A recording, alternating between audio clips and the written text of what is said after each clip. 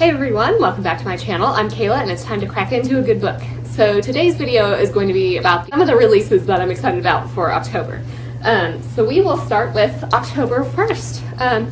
So I actually have an arc of this and I'm currently reading it as of, filming this video, which is going to be a bit before I actually post it. But this is Aurora Blazing by Jesse Mahalik. So this is the sequel to Polaris Rising. And I've talked about these books already several times on my channel. So these are like sci-fi romance books with some action, some politics.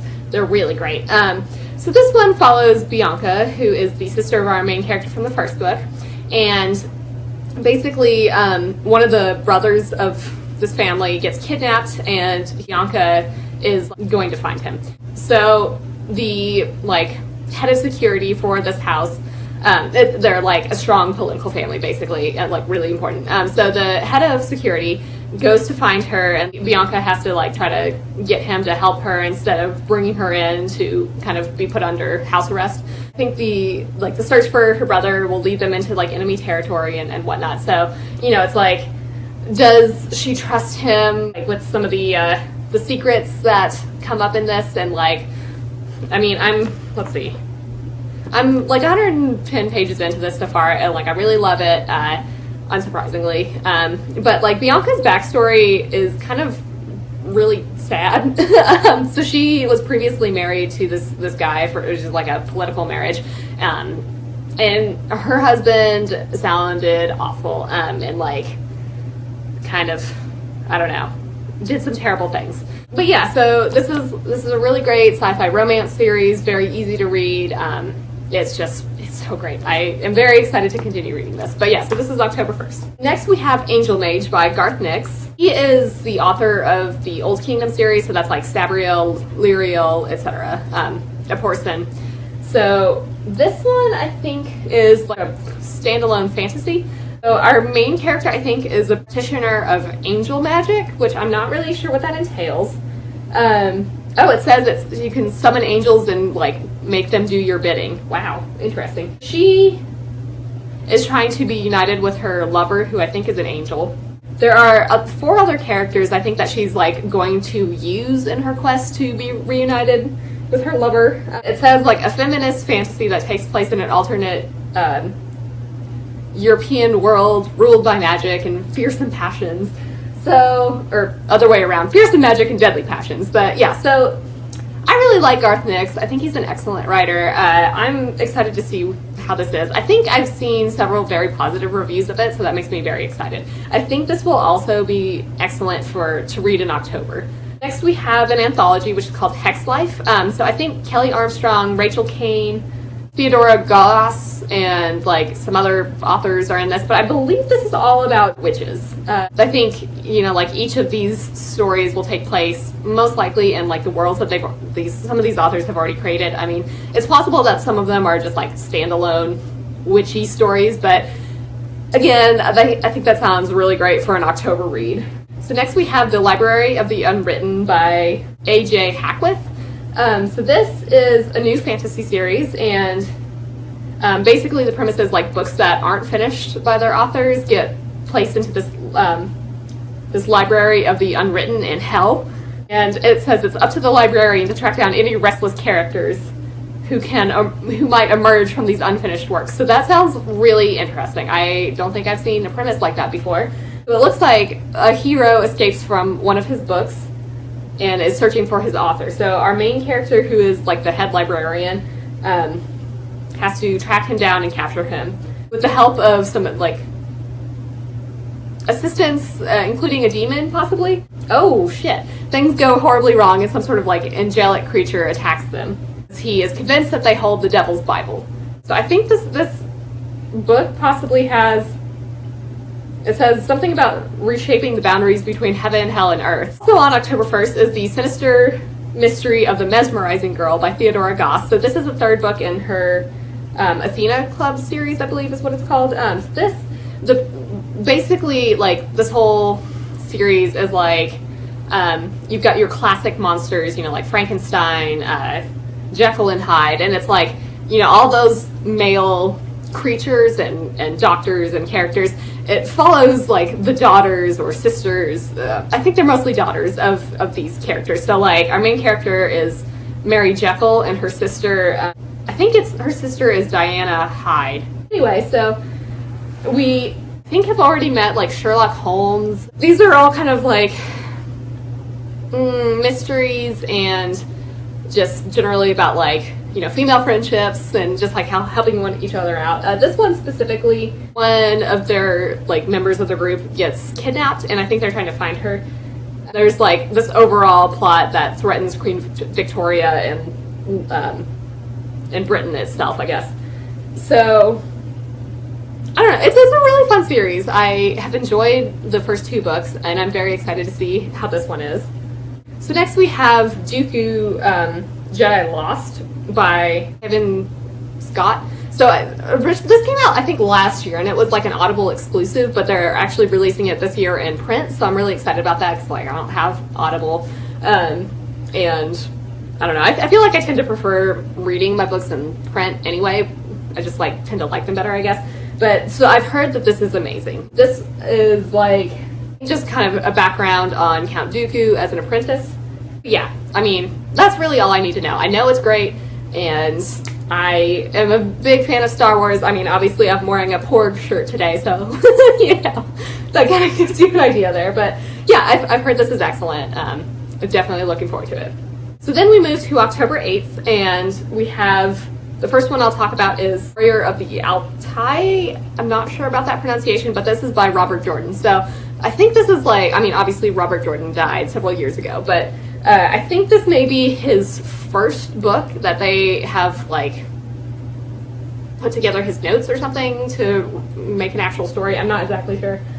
Or maybe it just like was a complete book but like hadn't been published or something. I don't know. I really liked The Wheel of Time overall. I mean, there were definitely like books 8 through 10 are a real struggle to get through, but I did enjoy it overall. I'm very excited for the Amazon series. Is that right? I think it's Amazon. Anyway, so this one I think is just like a standalone fantasy. It says something about like the watering holes of the plains are drying up, and like bad things are happening basically. So I think our leader of this Outtie people is like trying to contend with twin queens, warlords, prophets, and magic in hopes of protecting his people. Oh, and then there's a visitor from another world, so that's cool. I don't know how that's going to come up and, you know, be executed properly, but sounds interesting. Yeah, well, I really like The Wheel of Time. I'm definitely going to pick this up. So then we have the Remaking by Clay Chapman. It says it's inspired by a true story and is a supernatural thriller for fans of horror and true crime. So this is some sort of tale that evolves every 20 years, it says, with terrifying results. Our main character, I think, is like an apothecary, and people are, relying on her to give them cures, I guess. But obviously, I think, she's blamed for the death of somebody, and I'm sure they're going to go after her for witchcraft. It says, accused of witchcraft, both are okay, she's not our main character. Both this woman and her daughter are burned at the stake. So then, evidently, the burial site is never found, but the daughter has like a steel reinforced coffin. Then I guess this story is like kind of passed on as an urban legend. Ooh, and I think they are like shooting a movie version of to try to retell this story. It says it's a 70s movie, 70s horror movie inspired by these events, I guess. And then there's some sort of meta remake in the 90s. So I guess the actress in this is kind of like becomes a victim of a witch hunt herself, possibly. She's interviewed for some sort of podcast, but it's like, will this act of storytelling redeem her, or will the cycle repeat? So, I mean, I'm obviously just reading the synopsis here, but it sounds interesting. I think it could be a good, again, October read. These publishers know what they're doing here. Also on October 8th, we have How Rory Thorn Destroyed the Multiverse. And this is by Kay Eason. It's like a duology that is reimagining fairy tropes within a space opera. So it's pitched as The Princess Bride meets Princess Leia. So I love both of those things. So this sounds great. So So Rory Thorn is a princess, I guess, and she has 13 fairy blessings. The most important of which is to see through, like, flattery and platitudes. That's kind of funny. So she thinks she's going to inherit the throne, basically. But her father is assassinated and her mother gives birth to a son. So she is then, like, betrothed to a prince of a different world or something. But there's, like, a whole plot to unseat her husband from his throne. So she is trying to outsmart the regent, who I guess is perhaps behind this plot, and, like, you know, protect her throne and rescue the prince. So that's kind of fun. Also on October 8th is another anthology by, I'm not sure who this is edited by, but it's called Parallel Worlds. So I know Christopher Rocchio has a short story in this, and he's the author of Empire of Silence and Howling Dark. And I've talked about that several times on my channel. Ooh, I think there's possibly a brand new Dresden Files short story by Jim Butcher, so I'm very excited for that. I'm not sure who else is in this, but I mean, Jim Butcher, Christopher Rocchio, I'm on board. Like, don't really care who else is there. So I think this is generally, like, about the lives of heroes and what drives them and keeps them from becoming villains, basically. So it sounds like a good anthology. I like some of the authors, so I will definitely pick this up. All right, so then we move to October 15th. So the first one I will talk about is War Girls by Tochi Onyebuchi. So this is basically, like, pitched as a futuristic Black Panther-inspired Nigeria. It's like two sisters are torn apart by war and are fighting their way back to each other. Basically, I think this is kind of like post-apocalyptic, so like climate change and nuclear disasters have kind of destroyed the Earth. It says only the lucky ones have escaped to space colonies, so that's kind of cool. Yeah, so we've got, like, I don't know, advanced technology, and I think the sisters are, like, trying to fight for a better world and whatnot, but that sounds really great. I really liked Black Panther, so I hope this, like, kind of lives up to that. So next we have Salvaged by Madeline Rue. So I heard Rachel over at the Shades of Orange, and I'll try to remember to link her channel. She talked about this and was kind of, like, underwhelmed by it. Like, it was like a 3 out of 5 star read. I think I might try to pick it up from the library based on that, but this is pitched as, like, a sci-fi thriller where our main character is, I think, a bioengineer. You know, that's kind of, I'm on board with that. That's what I did in undergrad. So she takes the job as basically like a space janitor, where she's, like, cleaning up everybody's messes, cleaning up ill-fated research expeditions, it sounds like. She has made a lot of mistakes, I guess, it sounds like, and she has to salvage a research vessel where, like, all the crew has died.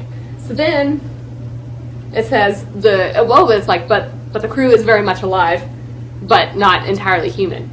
So she, I guess, ends up being trapped on board, and there's some sort of, like, mysterious illness going on. So it says a mysterious parasitic alien. But yeah, so I think they're just, like, trying to stop this parasite from, you know, destroying everything. Yeah, so, I mean, Rachel said she was underwhelmed by it. I still kind of want to check it out just because, like, that premise sounds really interesting to me. But yeah, it may be just, like, a library pick for me. Also on October 15th is Wolfsbane by Kelly Armstrong. So I think this is a spin-off of her Otherworld series following the twins of, like, some of the main characters from the initial series. So they are werewolf twins. These are, like, Kelly Armstrong, like, this whole Otherworld series is probably more on the paranormal romance side than, like, urban fantasy, but I really like her books. Like, I have a whole bunch of Kelly Armstrong books back here, but I love her work. She's one of my favorite authors, so I will definitely, like, pick up whatever she writes. This one, I think, is this may be more, like, on the YA side of things, because it's, like, following these, I think, teenage twins, and they are going off to a supernatural youth leadership conference.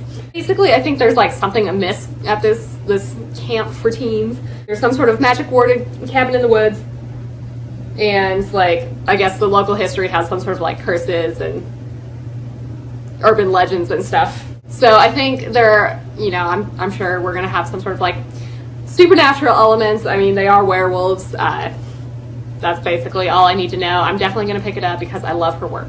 Now, the last book that I'll talk about today comes out on October 29th, and it is The Name of All Things by Jen Lyons. This is the sequel to The Ruin of Kings, which, like, when did that come out? Was that earlier this year? I can't remember if that came out this year or last year. Tor publishers, like, put a lot of effort into promoting this book, so you may have already seen it around, but, like, It is a high fantasy series. The first book is kind of told in an interesting format, which like may not work for everybody. I do remember it took me like a little bit to get used to it.